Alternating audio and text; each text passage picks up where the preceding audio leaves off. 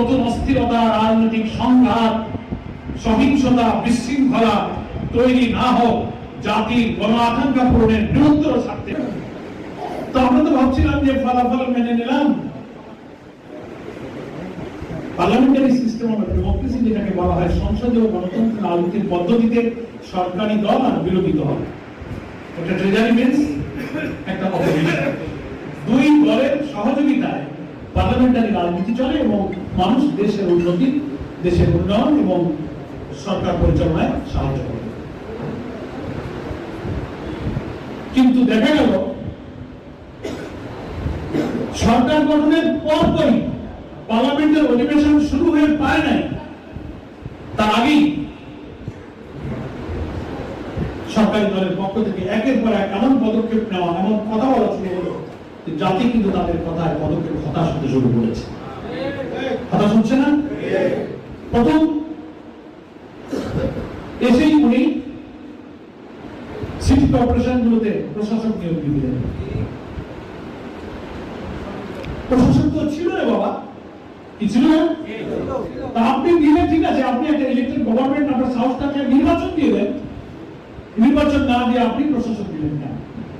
বাংলাদেশের সংবিধানে পরিষ্কার বলা আছে, স্থানীয় সরকারের প্রত্যেকটি পর্যায়ে নির্বাচিত জনপ্রতিনিধিরাই দায়িত্ব পালন করবে। কোন কারণে যদি সেটা শূন্য হয়, তখন সরকার প্রশাসক নিয়োগ করবে। তো প্রশাসক নিয়োগের কোনো কারণ নেই। এখন নির্বাচিত সরকার, আপনি ক্ষমতায় আছেন, নতুন তো কিছু ঘটেনি, আপনি নির্বাচন দিয়ে দেন, তারপরে আপনি প্রশাসক দিয়ে দিলেন। তো দিলেন আবার তো দলীয় দিয়ে দিলেন। যে দলীয়করণ, যে পলিটিসাইজ, দলীয় কর্তৃত্ব ঠেকাবার জন্য একটা আগস্ট হয়েছিল 24-এ, আজ তো সেই পথেই আছে। তার আগের মধ্যে কি দোষ ছিল? তারা তো সব জায়গায় দলীয় ইলেকশন দিয়ে দিলেন। এরপরে পার্লামেন্টারি সিস্টেম শুরু হয়ে পারল না। জুলাই সনদ গণভোট, জুলাই সনদ বাস্তবায়নের জন্য যে রাষ্ট্রপতির আদেশ, একটা প্রেসিডেন্সিয়াল অর্ডার হলো, সেইগুলোকে ওনারা শেষ পর্যন্ত ইগনোর করতে শুরু করে। অথচ ফ্যাসিবাদ বিরোধী আন্দোলনে আমরা যারা রাজপথে ছিলাম, সব দলই কিন্তু আমরা এই 9 মাস ধরে বিদ্যমান রাষ্ট্র কাঠামো সংস্কারের জন্য 84টা সংস্কার প্রস্তাবের উপর আমরা একমত হয়েছি। তার মধ্যে 48টা ছিল সাংবিধানিক সংস্কার, কনস্টিটিউশনাল রিফর্ম, যেখানে গুরুত্বপূর্ণ কিছু পরিবর্তন।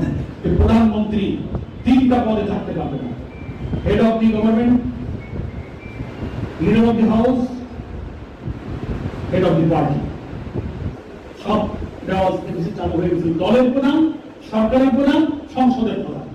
সংস্কার করা হয়েছে না, তাকে যেমন 2টাই থাকতে হবে, একটা ছাড়তে হবে।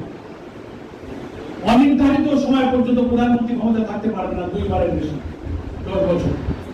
সাংবিধানিক পদগুলোতে আগে রাষ্ট্রপতি আর প্রধানমন্ত্রীর ইচ্ছায় নিয়োগ দেওয়া হতো। পাবলিক সার্ভিস কমিশন, দুর্নীতি দমন কমিশন, বড় বড় সাংবিধানিক অনেক পদ আছে, তাদের ইচ্ছা নিয়োগ হতো। আমরা সংস্কারে বলেছি না, সরকারি দলের প্রতিনিধি থাকবে, বিরোধী দলের প্রতিনিধি থাকবে, আর জুডিশিয়ারি প্রতিনিধি মিলে একটা সেপারেট একটা অ্যাপয়েন্টিং অথরিটি হবে, তারা সাংবিধানিক পদগুলোতে নিয়োগ করবে।